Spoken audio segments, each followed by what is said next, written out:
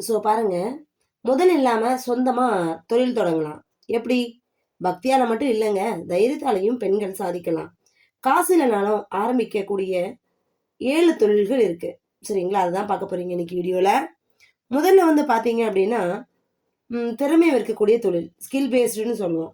சமையலு, அப்புறம் tiffin service, வீட்ல சமைச்சு ஆஃபீஸ்க்கு சப்ளை பண்றது. 2வது பார்த்தீங்கன்னா, WhatsApp group, apartment group order எடுங்க. சரியா? சமையல் எங்கெல்லாம் எடுக்க போறீங்க நல்லா கேளுங்க.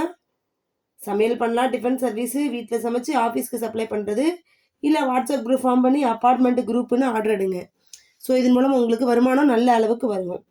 2வது பார்த்தீங்கன்னா தையல், இல்லாட்டி ஆல்ட்ரேஷன். வேலை வந்து மெஷின் இருந்தால் போதும், அக்கம் பக்கத்தில் ஆரம்பிக்கலாம். 3வது பார்த்தீங்கன்னா பியூட்டி மெஹந்தி, வீட்டுக்கே போய் செய்யலாம். இன்ஸ்டாகிராமில் ஃபோட்டோ போட்டால் போதும். சரிங்களா? இதான் முதல் பிஸ்னஸ்.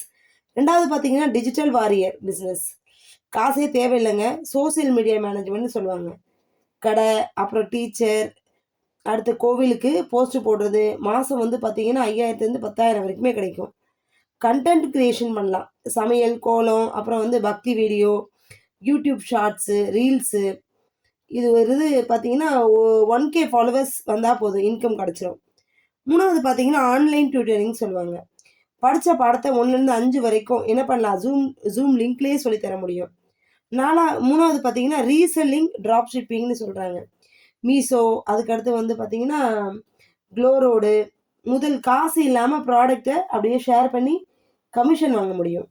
உங்கள் ஊர் பொருள் பார்த்தீங்கன்னா ஏலகிரி ஹில்ஸில் வந்து பார்த்தீங்கன்னா தேன், கைவினைப் பொருட்கள் ஃபோட்டோ எடுத்து அப்படியே என்ன பண்ணிக்கலாம், நம்ம ஆன்லைனில் விற்க முடியும்.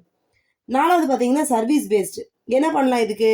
இப்போ கல்யாணம் சடங்குலாம் வந்தால் ஈவெண்ட் டெக்கரேஷன் பண்ணுவாங்களா இல்லையா? பலூன் ஆர்டர் வந்த பிறகு தான் பொருள் வாங்கணும். அடுத்து நெக்ஸ்ட் பார்த்தீங்கன்னா டியூஷன் சென்டர். வீட்லேயே ஒரு 4-5 குழந்தைங்களை வச்சு ஆரம்பிக்கலாம். இதில் கடைசியாக பார்த்தீங்கன்னா ஆதார், பேனு, பில் பேமெண்ட் சென்டர்னு சிஎஸ்சி, ஐடி கார்டு ஃப்ரீயாக எல்லாத்தையும் வாங்கிக்கலாம். இதெல்லாம் சர்வீஸ் பேஸ்டு ஒர்க்கு. சரிங்களா? புரிஞ்சிச்சா? அடுத்து நீங்கள் உண்மைக்கே வாரியர் தானே, அப்போ உங்களுடைய டிப்ஸ் என்னவா இருக்குன்னு பாருங்கள். கண்ணப்பர் மாதிரி அழகாக தொடங்கிடுங்க. 100% ரெடி ஆகிற வரைக்கும் வெயிட் பண்ணாதீங்க. சரியா? வாய் வார்த்தை மார்க்கெட்டிங்கில் முதல்ல ஒரு 10 கஸ்டமர் அக்கம் பக்கமே இருக்காங்க, அவங்க இருந்தால் போதும். 3வது பார்த்தீங்கன்னா ஃப்ரீ டூல்ஸ். கேன்வா இருக்குது, வாட்ஸ்அப் பிஸ்னஸ் இருக்குது, கூகுள் பே இருக்குது, எல்லாமே ஃப்ரீ தான். ஓகே.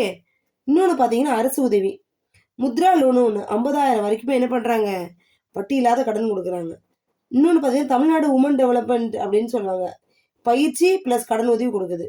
அடுத்து எஸ்ஹெச்ஜி குரூப்னு, இங்கே 10 பேர் சேர்ந்து என்ன பண்ணலாம், சிறு தொழில் தொடங்க முடியும்.